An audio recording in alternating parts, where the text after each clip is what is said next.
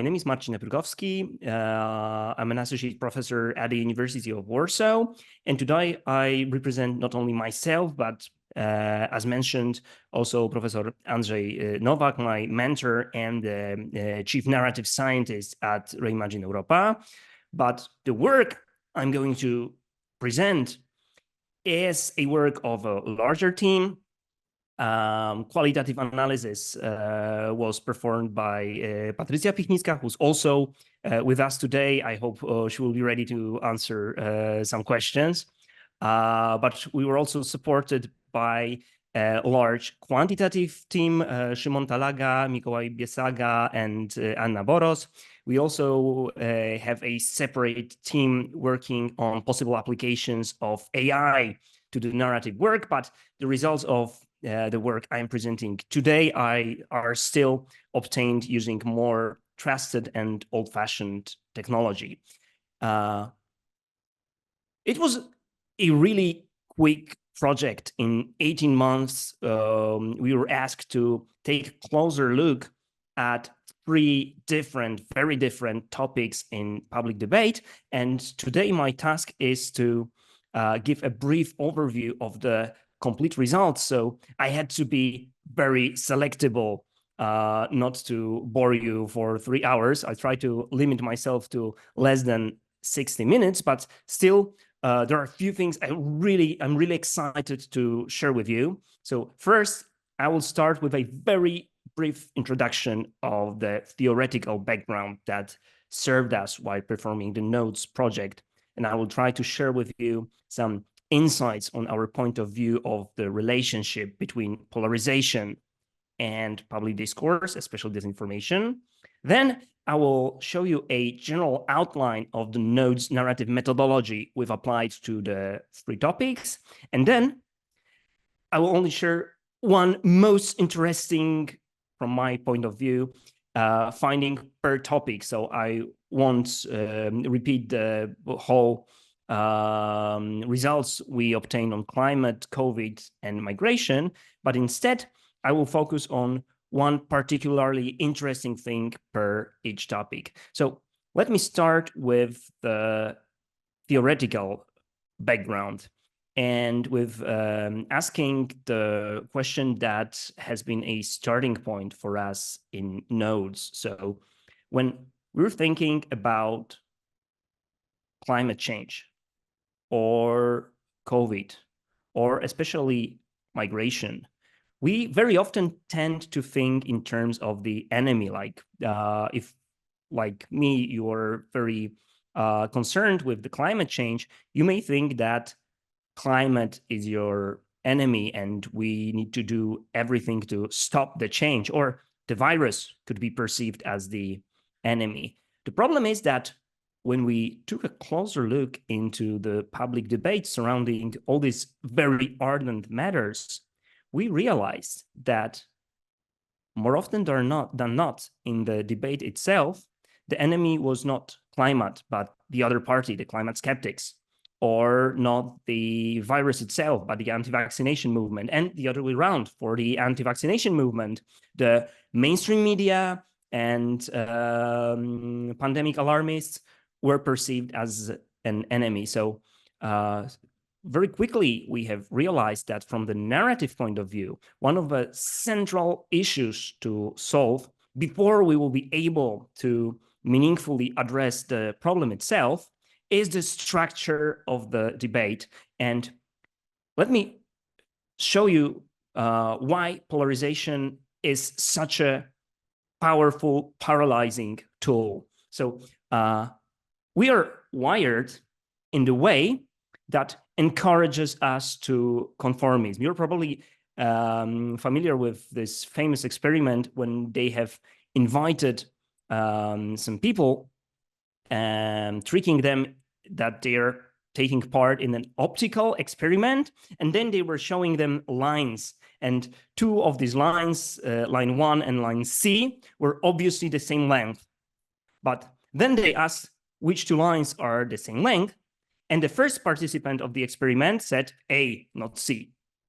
Then the second participant said A, not C. Then the third participant said A, not C. The trick here was that the first three participants were secretly collaborating with the researcher and giving an obviously false answer. But then when it came time for the fourth participant, the real random guy from the street, he or she would say, it's A, despite the C being obviously the same length. This is a famous experiment by Ash showing that in a group situation, we're very prone to conformism. And during the debriefing after this experiment, people were saying, no, I didn't just say that because I thought of being ridiculed or something like that. I really saw that this is an optical illusion and that the line A was really the same length. So the conformist bias was so strong that it even affected the way they perceive reality. So whenever we are in situation of in-group conformism, we are very strongly pressured to agree with other people. The more similar we perceive them, the more we feel prone to agree. The more identity-based the situation is, when we create a sense of we, the more prone we are to agree. So we start to be very offended by any opinion that disagree with the general opinion of the group. And we are very prone to confirmation bias. So we only look for information that confirms what we already know. We reject all the outside information. We treat it as an identity threat. It makes a lot of sense when you think about it. So when our ancestors were roaming vast plains of Northern Africa, it makes a lot of sense that when someone cried, "Watch out, crocodile," you would start running, not investigating. Well, maybe it's not a crocodile, maybe it's just a log that looks like a crocodile, maybe it's a friendly crocodile that we could, be friends with.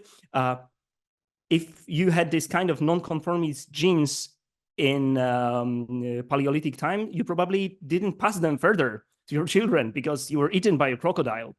This is probably why there weren't many scientific researchers back then, because it's our task always to ask too many questions. So in-group conformism make a lot of sense. In a situation of threat, alarm, we follow the group, and then back home, we start resonating, well, maybe it wasn't a crocodile after all.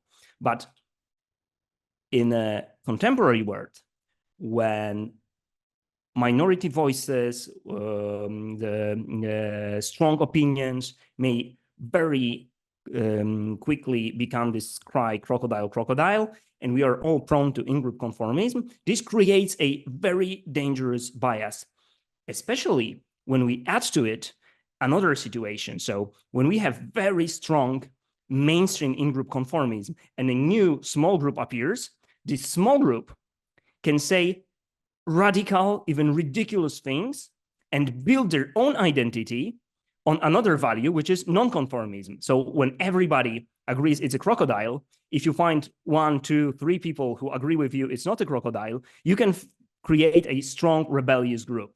And psychological research shows that a very interesting phenomenon occurs. The more the rebellious group is growing, the stronger they start to feel their own in-group conformist pressure. So we have these wonderful studies of anti-vaccination movement when initially very, very different people were put together in the anti-vaccination movement. A mother that had very reasonable concerns about safety of combined vaccines. Maybe it's too much at the same time, maybe the calendar should be changed.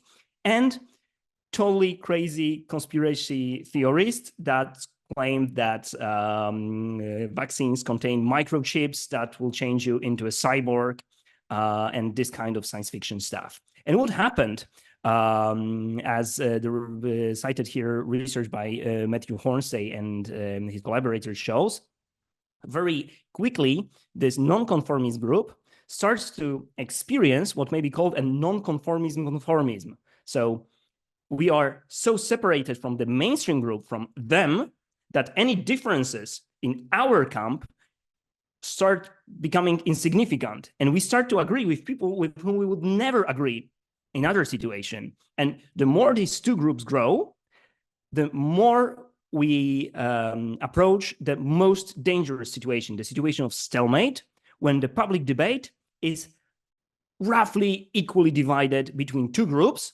that both experience extremely strong nonconformism, so the rebellious attitude towards the other group, so they have a very strong sense of enemy, and they both experience the maximal vector of in-group conformism, so confirmation bias and ignoring everything that may threat our in-group identity.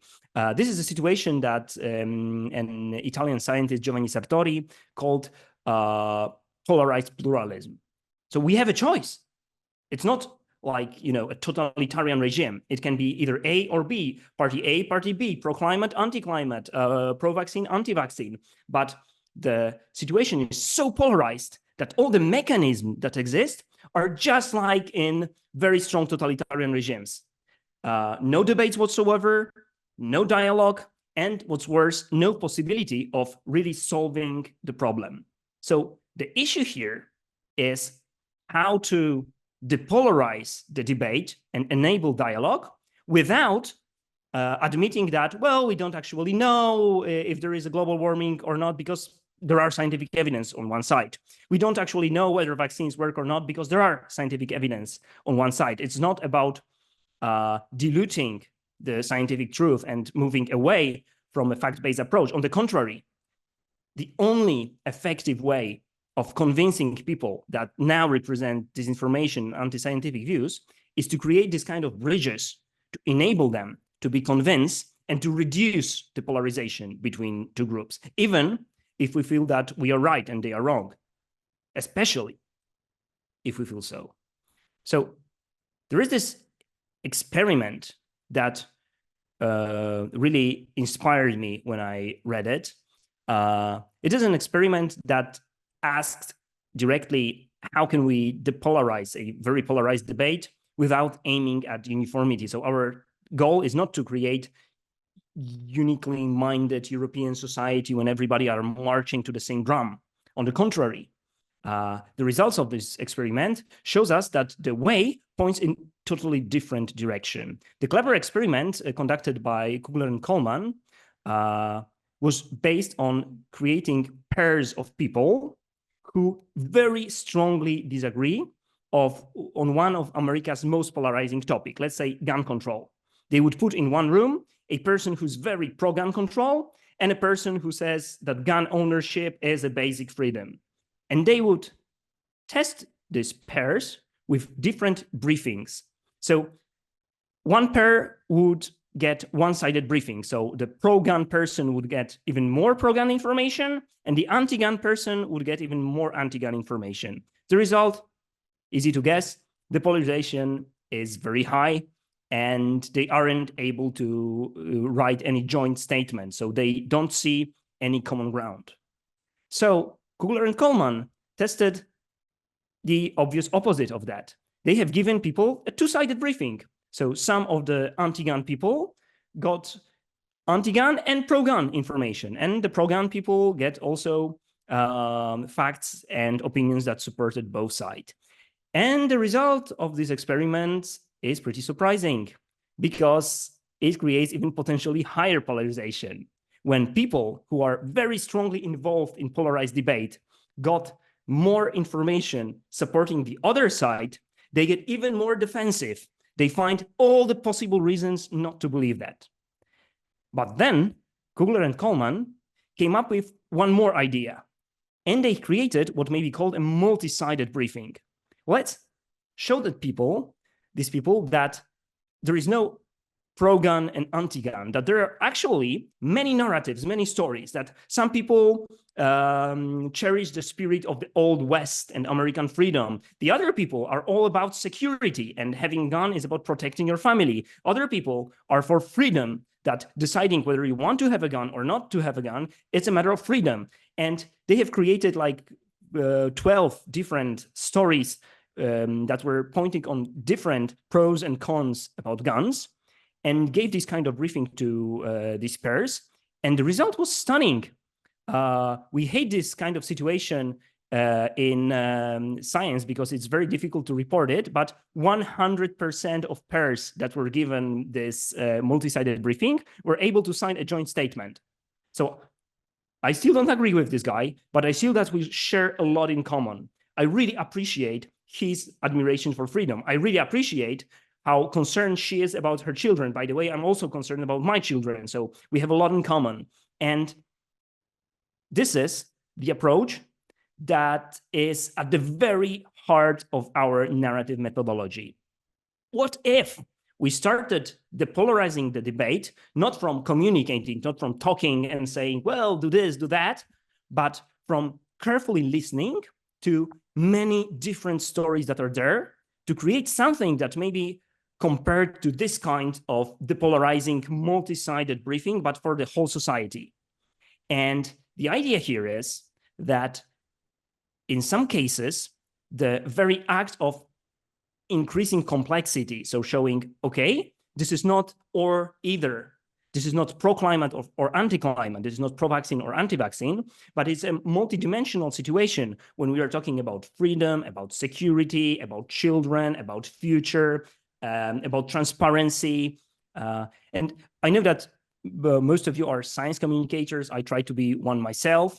And the first rule in science communication is keep it simple. The simpler, the better, usually. But this is an interesting case when actually making matters at least a little bit more complicated may lead to changing attitudes and redefining the very shape of debate from us, them, yes, no, pro-climate, anti-climate, towards, okay, so there are different values and we can position ourselves on many spectra and see some shared values. So let me now show you how this translated to a particular methodology we applied during the Nodes project. As it's been already mentioned by our host, Francois, Nodes is a large consortium by many partners.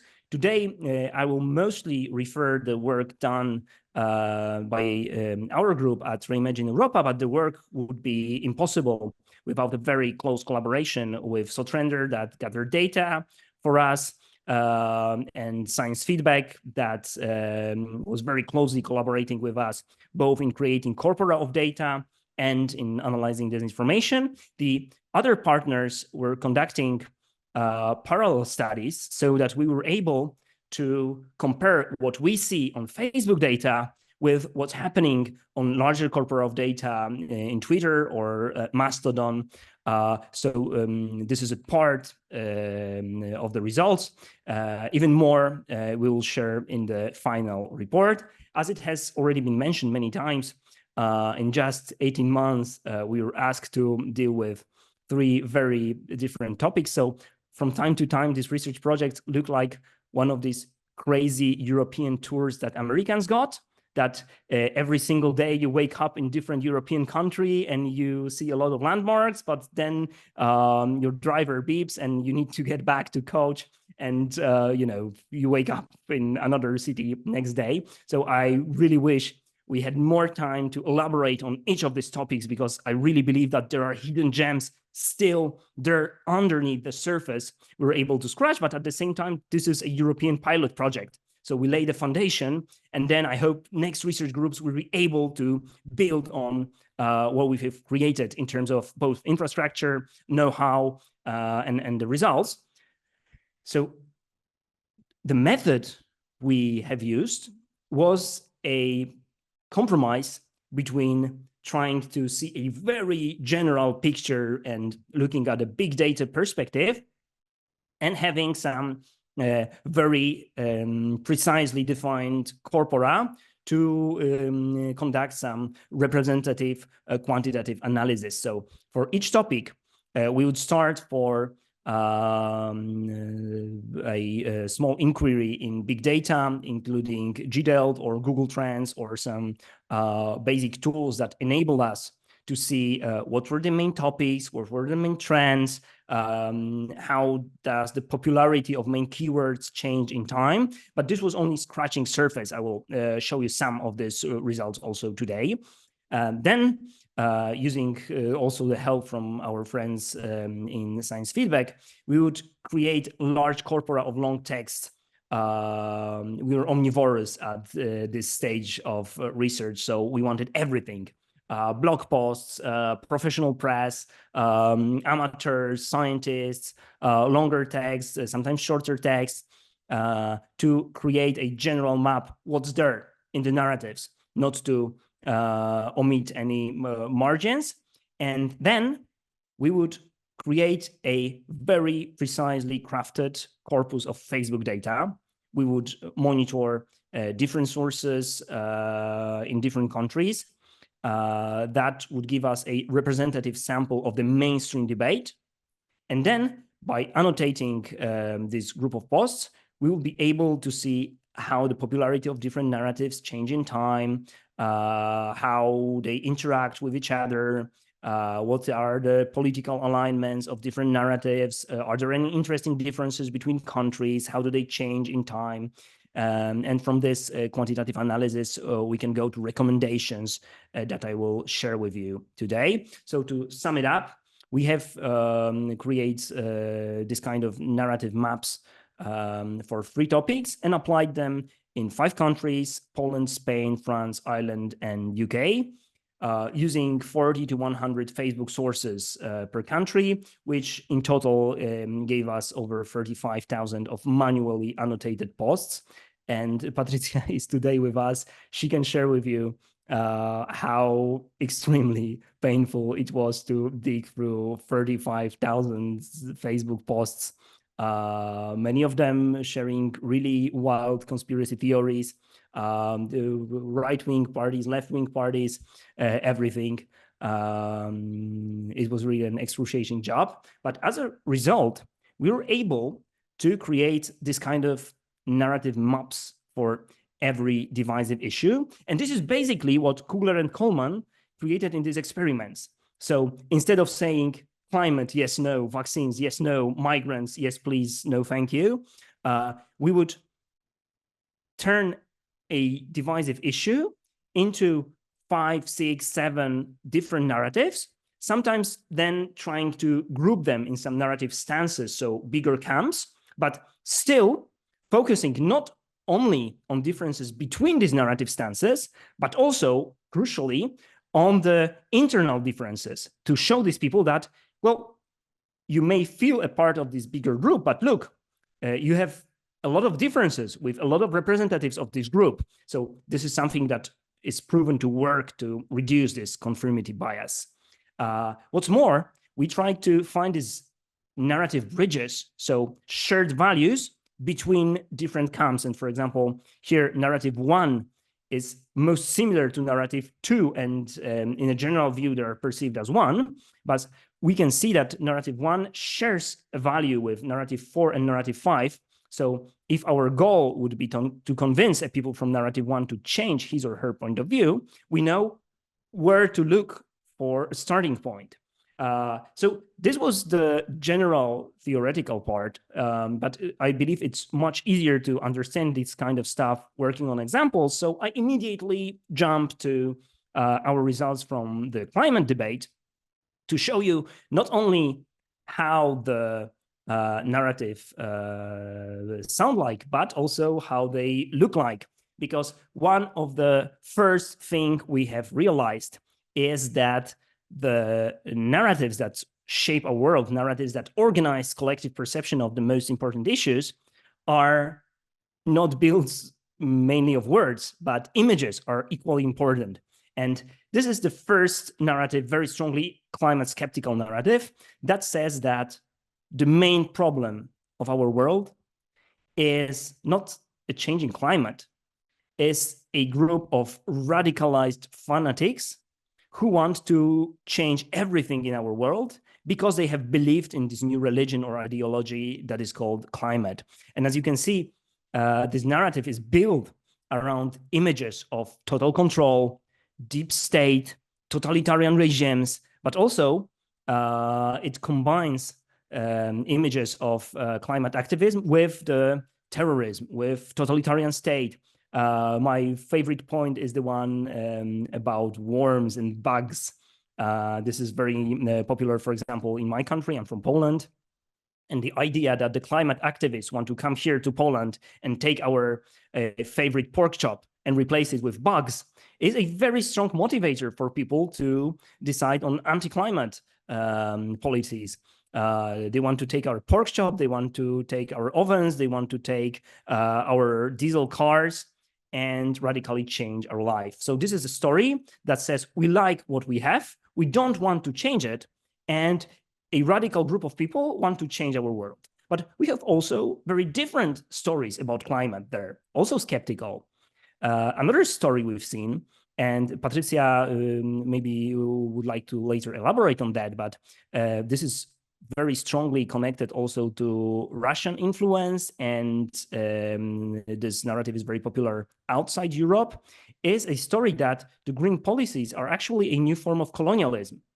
And this is a narrative that starts in a totally different point. They don't say we love our life now. This is a narrative that say we hate our life now. We need to change. But green policies are a powerful tool from the rich to block the change in the life of the poor by banning cheap energy, by banning cheap cars, by banning cheap nutrition food. There is also another story that says we're not into conspiracy. We're not into criticism of the Western culture. We are into mathematics. So let's sit down, count carefully, and look whether the change is really so big. Can we afford it? Maybe there are better things to do with our money. And this is also a very popular narrative, a narrative that does not involve very strong emotion. This is actually a narrative that says, we need to get rid of emotions, sit down and count money. Narrative number 4. This is the narrative, by the way, that official communication of European Green Deal tends to use, that companies that invest a lot in CSR and ESG tend to use. This is a narrative saying we can overcome the crisis, we can use technologies to solve the problems, and by the way, we can also use it as an opportunity to create innovation, to grow. And as you can see at these pictures, this is a narrative about systemic thinking. So all these jigsaw puzzles, moving them, control, virtual interfaces, green energy. This is a top-down narrative saying, don't worry, we have you. Systemic decisions made by politicians and big companies can save the world. But we need to invest in that also. There is another narrative, also very popular, you're probably familiar with that, saying that basically we're dealing with an apocalypse. The apocalypse is coming, the end of the world as we know it. The changes are irreversible. It's probably already too late. But even if it's not too late, this is not a hopeful narrative. This is the narrative that says we maybe have a month or a year to do, but we won't act because the politicians are corrupt. The inertia is too strong. And this is the narrative created around all these images of scorched earth and melting ice caps. But there's also another story, the story that says, sorry, I'm allergic to melting ice caps. There is a narrative that says that climate is not a primary problem. Climate is a secondary problem. Climate is a result of capitalism and greed and capitalism and our tendency to look for profit everywhere is the main problem. So we should not aim at climate directly. We should aim at rich people and capitalism. And in order to save the world, we need to change the system first. And last but not least, an optimistic narrative saying that we don't have to wait for politicians. We don't have to wait for big companies. On the contrary, change starts bottom up. If we join our forces, if we work together we can change the world, and the change starts with common people. So to sum it up, we have 7 narratives. 3 of them the dystopian one, the progressive one, and let's not panic are skeptical. They all share the basic assumption that the climate change is not real or it's much smaller than expected. We have two optimistic narratives saying, yes, we can do that either by top-down or by bottom-up action. And there are two narratives that are very pessimistic and share a lot of apocalyptic views, but one of them is directly pointing at the climate change, the other one indirectly by blaming capitalism. And you may ask yourself, what's wrong with my math skills and counting? Why the numbering goes 1, 2, 3, 4, 7, 5, 6? And it's a great story because it's my mistake.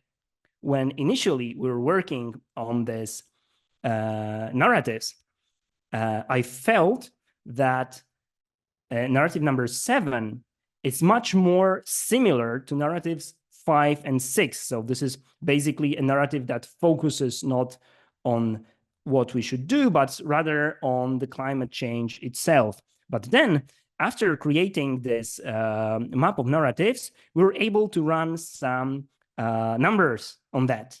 And we have actually seen by data that there are 3 main camps and that narrative 4 and 7 belong together. If a source uses terminology or narratives associated with 4, usually they would also be similar to 7 and not to 5 and 6. So as a result, we have recolored number 7 and moved it to the middle, but to avoid replicating some errors later, we didn't change the number 7 because we would need to carefully change it in all the data and it could result in possible surprises. So this is an interesting situation when we can clearly see how combining traditional qualitative methods with this new digital approach can lead us to seeing new things that we won't be able to see just, by the naked eye.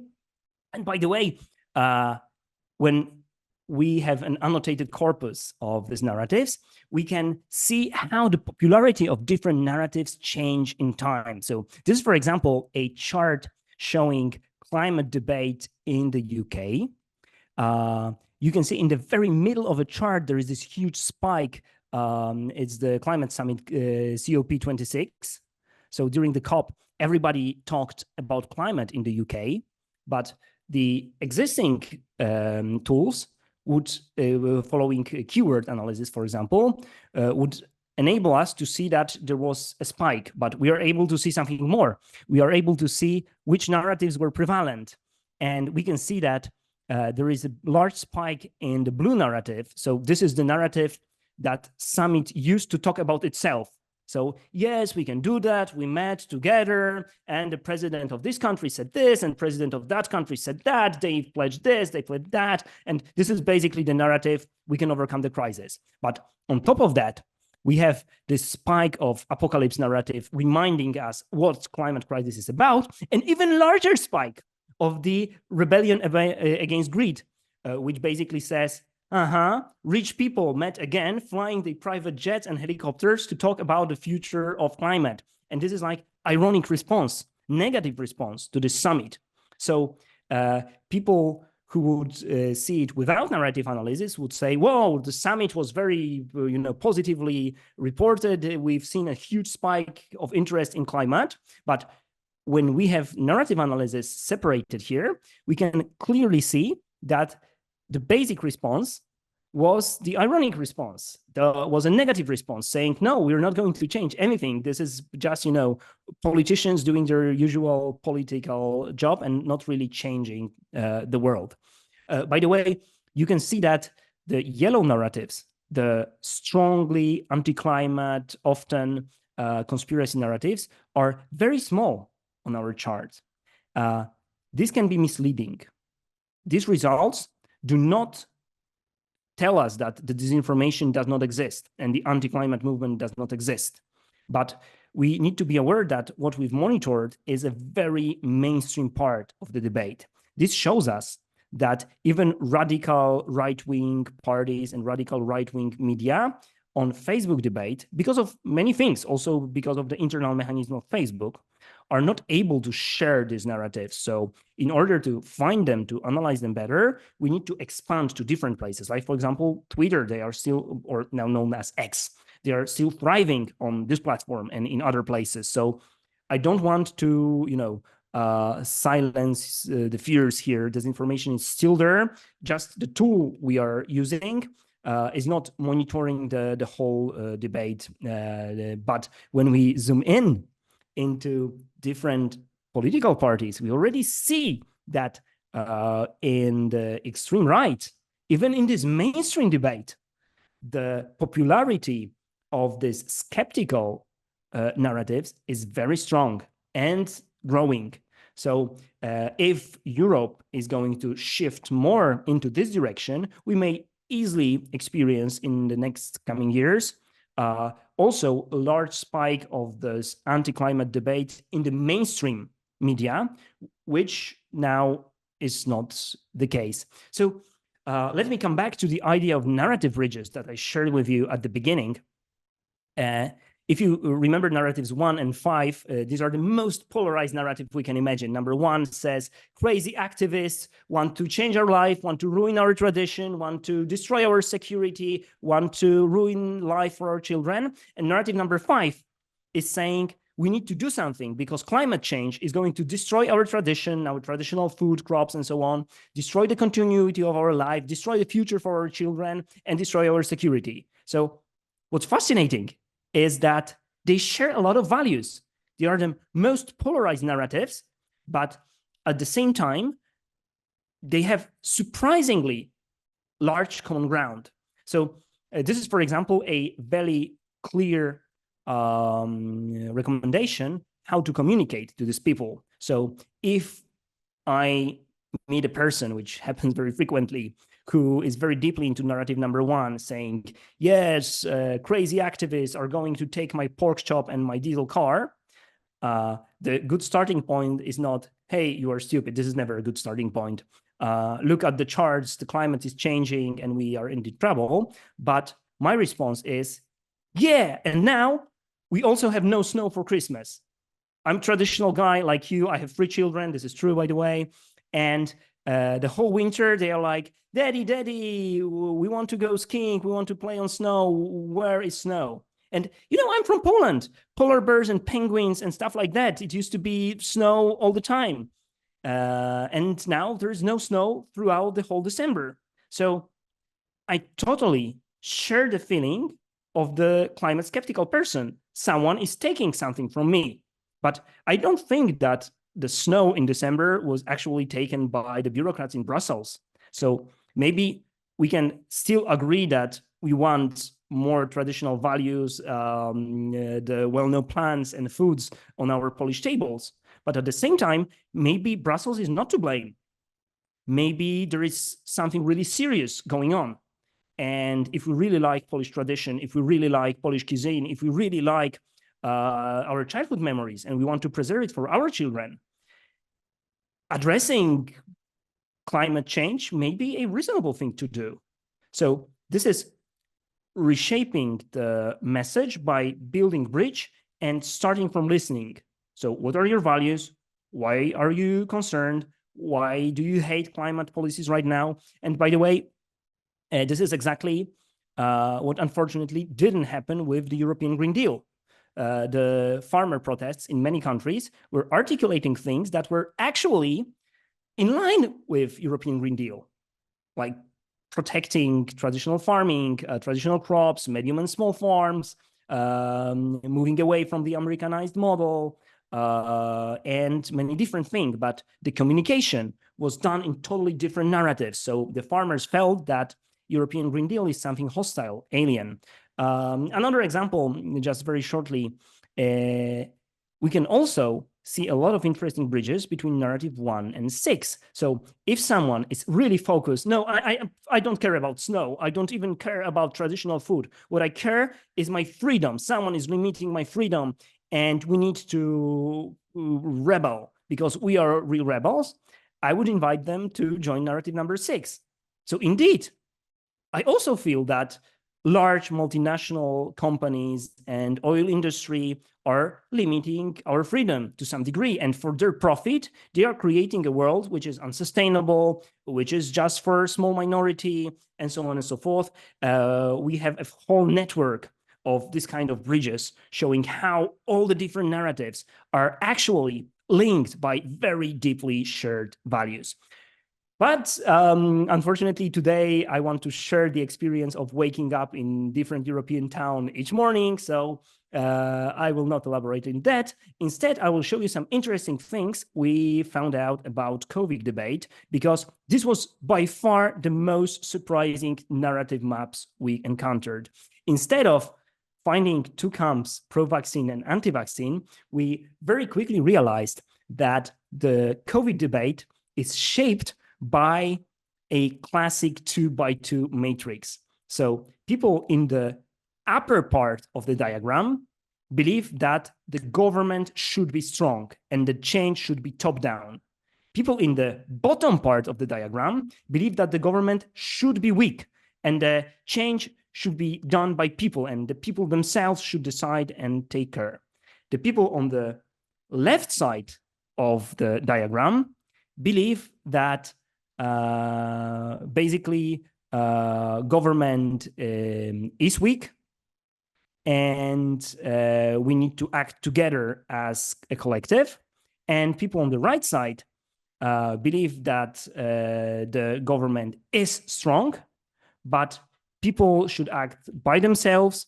And if they trespass, they should have several severe consequences and harsh punishment. This looks complicated right now, but let me just describe you very shortly these four narratives, and you will immediately see how they fit a complete picture. So in narrative number one, very popular narrative in every country we research, the story goes like, oh no, we're in the middle of a pandemic, and this is a situation when we really need stabilization and order, and we need a strong government. Unfortunately, we are ruled by a bunch of morons, and our government is terrible, and they are unable to do anything right. Lockdowns, terrible. Too soon, too late, too small, too big, you name it. Vaccines, not well tested, too late, and so on.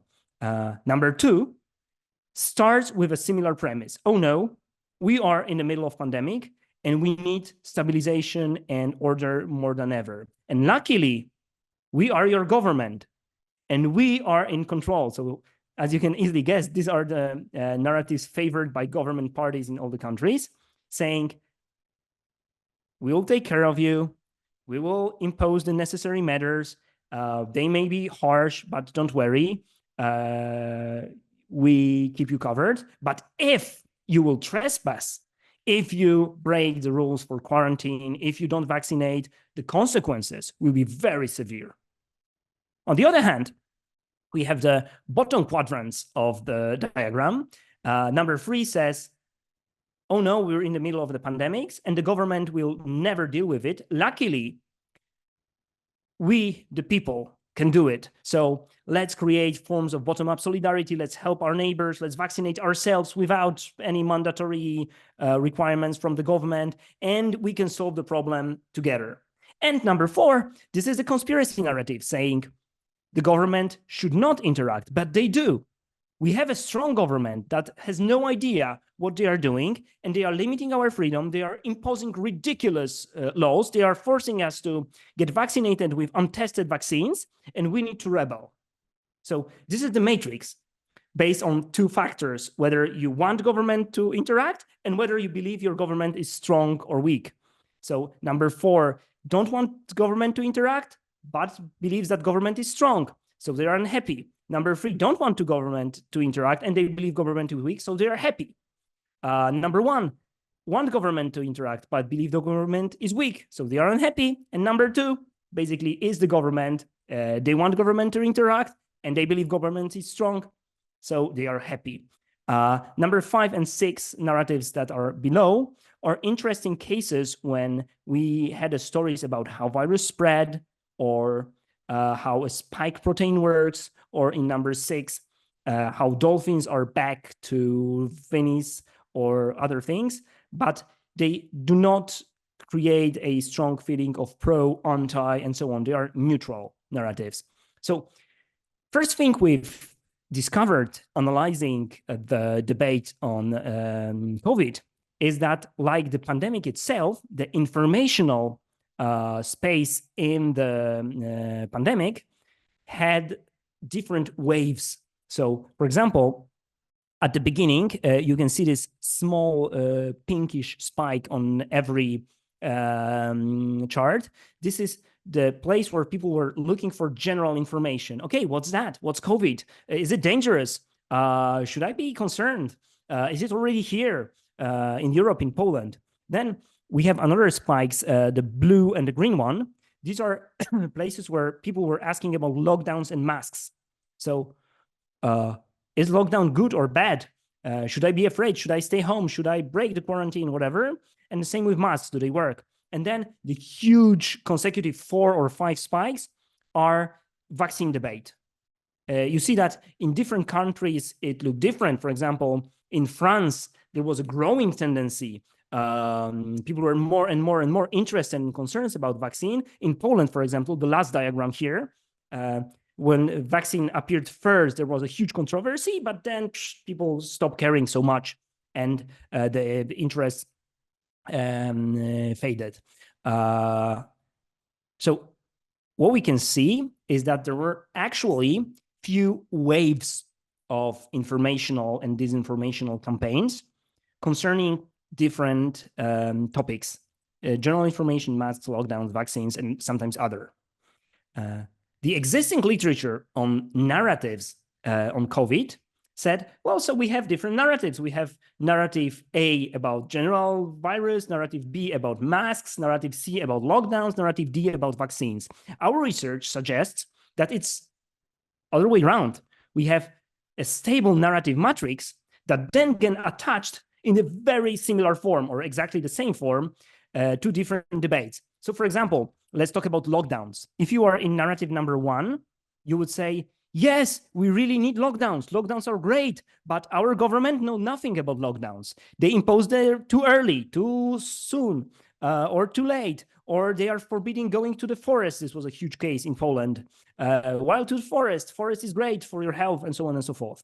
Narrative number 2, pro-government narrative, would say, lockdowns are necessary. We are doing lockdowns. Please follow the rules, or you will be severely punished. Number 3 says, no, we don't maybe really need lockdowns. Let's make a responsible bottom-up policies. Let's self-quarantine, let's stay home, let's take care of our neighbors. And number 4 would say, lockdowns. This sounds like a dark science fiction. They don't allow you to leave your home, maybe forever. They will transform you to virtual reality, whatever comes next. Let's break the rules. Same happened to vaccines. So people in narrative number 1 would say, yes, we really need vaccines, but is our government really capable of delivering us best vaccines in the correct time? Number 2 would say, yes, vaccines are coming, please do vaccinate, and so on. Number 3 would say, we don't need government, let's do a bottom-up queuing for vaccines. And number 4 would say, vaccines are evil, and you should not be vaccinated, especially not a mandatory policy for that. And by the way, whenever a new, even a niche thing appeared, like, I know, contact tracing app, people would immediately know what to think about contact tracing app, because as our research showed, they would use the old narrative matrix. They don't have to really understand how contact tracing app works, but they will just say, okay, I'm number 4. So my idea about contact tracing app will be, this is violation of my privacy. And now the government wants to trace all the people with whom I met. Or if you're number 3, they would say, yes, let's make a bottom-up action to install these apps and do the open source contact tracing app and not wait for government, and so on. By the way, this also applies to more abstract issues, like, is European Union doing a good job during pandemics? So number 1 would say, yes, we need European Union more than ever. It's a pity that European bureaucrats are not capable of doing this. Number 2 would say, European Union this is us basically. We provided you with vaccines. Please follow the rules. And number 4, again, would say that this is another reason to leave the European Union, because now they are interacting also with our everyday life, hiding under the cover of pandemics. And by the way, I'm not expanding the narrative bridges thing here because I only said one interesting thing per topic, but on this diagram, we've seen this one very strong narrative bridge that worked as a slide on a children's playground. So a lot of people, a lot of channels were starting in narrative number 1, saying, oh, we need more stabilization, but we cannot trust our government. And they ended up saying, is this pandemic really real? If our government is so incompetent, maybe they made up the pandemic, or they're not aware of the real scale of the pandemic. So number 1 was like a gate drug for more severe COVID disinformation. Last but not least, the topic of disinformation, the topic of migration, very prone to disinformation. Without further ado, this is the map. And we can see that there are 7 main narratives. 3 of them are pro-migrant, 1, 2, and 3. 3 of them are very strongly anti-migrant, 5, 6, 7. And we have narrative number 4 that initially looked like a very neutral narrative. So number 1 says, we are human, first and foremost, and they are human. And these are human beings suffering that need our empathy and solidarity. And look at all these overcrowded boats, look at all these camps, look at all these people waiting at our borders. We need to let them in, we need to help them, we need to share our resources. And on the other hand, you have a symmetrical copy, but negative copy of this narrative in number 4, saying, look at all these boats, look at all these camps, look at all these people at our borders. These are invaders. These are people who are different than us, who come in huge quantities to our countries, and we are under siege. We are invaded by a hostile army. Narrative number 2 says, look, these people are already here inside. They are very similar to us. They need help in integrating. They need help in becoming part of our communities. And by the way, whenever we help them, whenever we reject xenophobia and nationalism, they are a very valuable member. They become very valuable members of our society. We have a mirror image of this narrative saying, yes, these people are already here and we are doing a lot to help them. But the result is that they still do not integrate. They commit a lot of crimes. They don't accept our values. So you see how these 2 debates are built very symmetrically. Narrative 3, which was, by the way, surprisingly small in popularity. This was narrative saying, well, by the way, whether we like it or not, we need migrants for economy because they take jobs that are very important for our economy and for business to develop. We need more migrants. And the mirror image of this is migrants are stealing what's ours. They are taking our jobs, or they are taking our social security benefits, or they are taking our housing. You wait for years and years to get to a doctor, and then a Middle Eastern or a Ukrainian migrant comes to your country, and he or she gets served first. And number 4 is a neutral narrative saying, we have a huge challenge. How can we regulate it to make the situations bearable for different groups?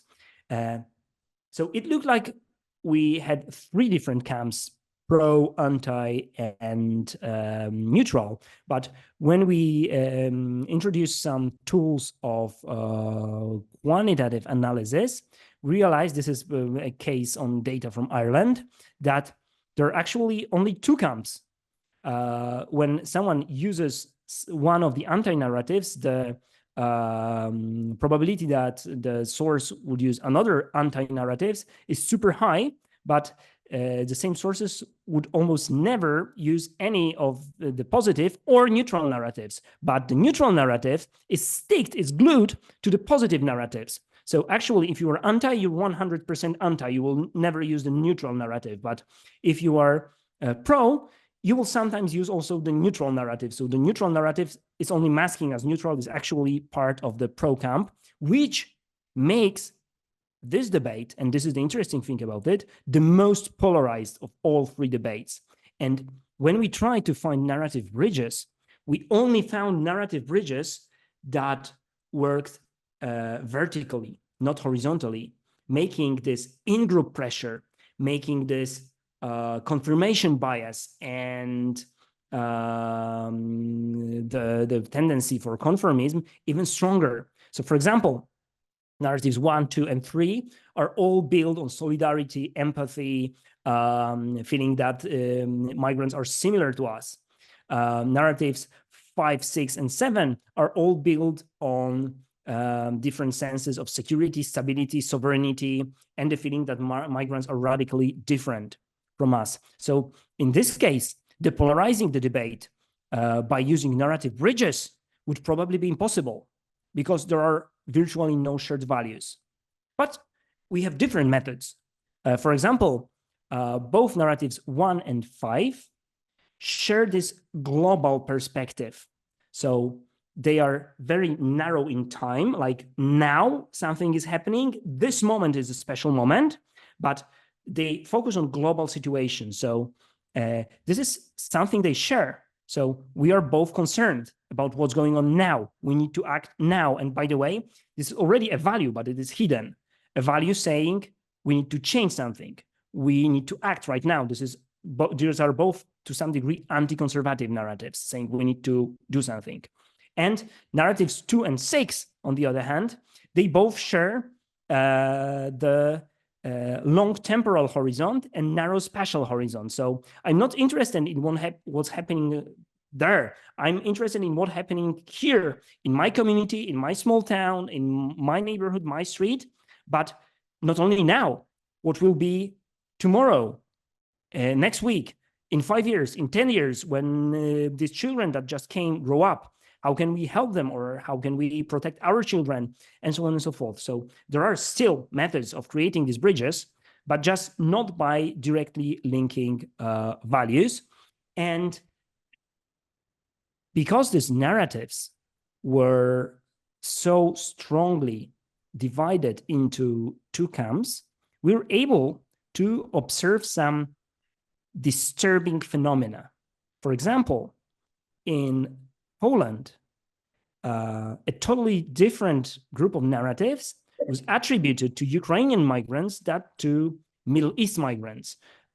Ukrainians were, at least at the beginning, very strongly viewed through the lens of how similar they are to us, that they are victims of Russian aggression, we need to help them, while Middle East migrants were very often perceived as hostile, different, alien. We don't know about the wars. We don't care about the bombs that fall there because we don't really understand the situation. So these two groups were perceived in one country through totally different lenses. And this is an analysis that we've done on a very, very, very large corpus of articles using GDOLT project.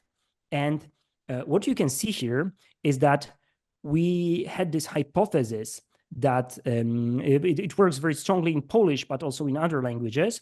There is a neutral / negative words called migrant. Migrants can be neutral, but also in negative context. And there is a positive word, refugee, uchodźca, which is always only in positive context. So when we took a look at how public debates talked about migrants and refugees, we can see you can see at the beginning, before this huge spike, there are 3 lesser spikes, and these are the narratives about migrants from Africa and Middle East crossing illegally the Polish-Belarus borders, and the society is asking what to do with them. So you can see that the first spike is both red and blue. There are 2 different narratives. One narrative saying, my God, there are people fleeing war, we need to help them, the red one.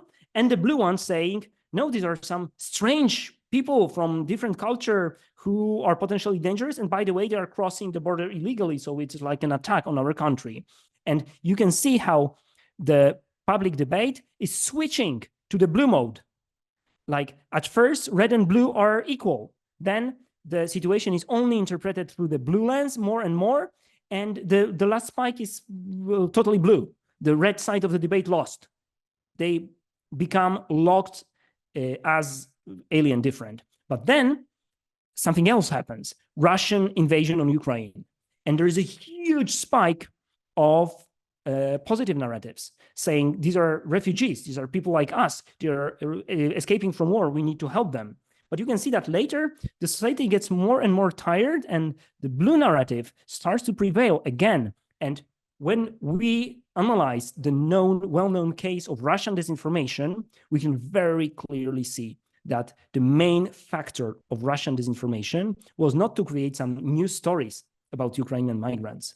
It was just to take the existing narratives that were already there describing Middle East migrants and to copy them, stick them to Ukrainian migrants, to say, you thought Ukrainians are like you, but they are actually like these people from Middle East whom you already rejected. So this is how this kind of narrative gaps become dangerous places where we become vulnerable also for disinformation and propaganda. And let me finish with giving you some more general picture. So what do we get when we put all these topics together? So this is the map for climate. This is the map for COVID. This is the map for migration. And what we get is a lot of colorful boxes, not very legible maybe. So let's reorganize them like this. And you can see that in every debate, there is the freedom narrative saying government is trying to limit our freedom. We need to resist. They want to impose on us migrants or lockdowns or anti-climate measures. They want to censor our freedom of speech. We need to rebel because this is all a part of pan-European global agenda. In every debate, we have this bottom-up narrative saying, let's do something, let's help these people, let's not wait for the government, let's organize. In every narrative, we have the techno-solutionist version. So in every debate, a techno-solutionist version of narrative saying top-down solutions are good, let's regulate it, let's use new technologies. And by the way, this is beneficial for economy. We can even make money on that. In every debate, we have some form of apocalypse narrative saying this is a catastrophe, people are dying, the world is changing radically. By the way, Under Siege #5 is in many degrees also very similar to this narrative. And in climate and migration, we also have this narrative saying, okay, let's get reasonable about that. I'm not anti-climate, I'm not anti-migrant, but just let's talk about money. Can we afford it? Is it a reasonable way to spending our money? Maybe we should do something else with our money.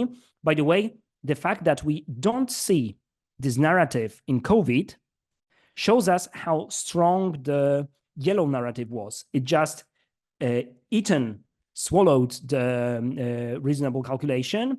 And when someone says, okay, let's sit down and reasonably calculate the costs of COVID pandemic, he or she would probably very soon add, and by the way, the virus does not exist and it's all a conspiracy.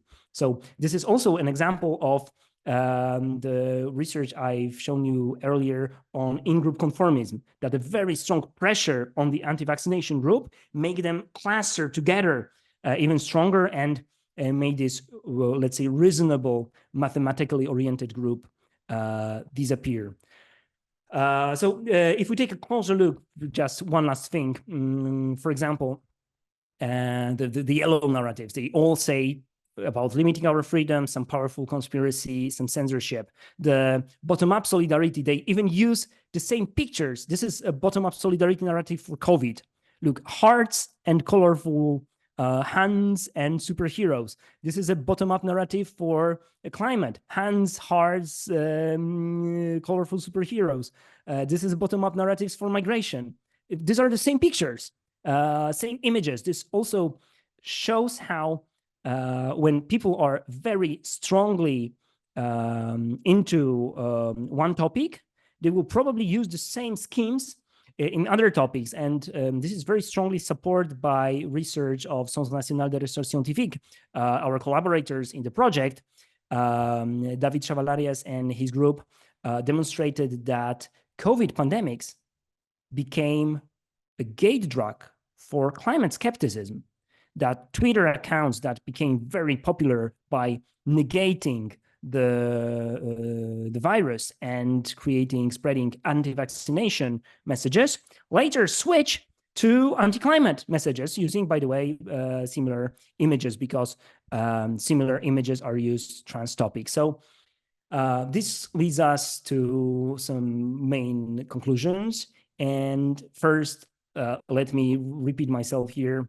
The first issue we need to address is polarization, because it makes us trapped in a stalemate. It makes us more prone to disinformation. It makes dialogue impossible. But the polarization does not mean uniformity. Diversity is vital for democracy. Our aim is to increase diversity, to show these different voices, but to enable dialogue between them, because we need a consensus based on different values, not on shaping everyone into one mold. So presenting a spectrum of narratives may be a nice first step to the radicalized debate. So maybe I'm culpable myself. We need to stop using easy labels like anti-vaccination movement, like anti-climate movement, and show that there are actually many different movements and many different people, many of whom have very reasonable concerns. Words are not enough. Images, pictures, diagrams are very important markers of narratives. And by the way, as a result of this analysis, we were able to guess what narrative it is just looking at the color palette of graphics, because they were so diverse. Narrative matrices are more universal than topics. So when people get stuck in thinking in some terms about government, trust, elites, and people, they tend to reproduce, as in COVID case, the same matrix into different topics. And last but not least, general conspiracy narrative, very anti-elitist, anti-government, anti-media, anti-journalist, seems to be the most problematic one.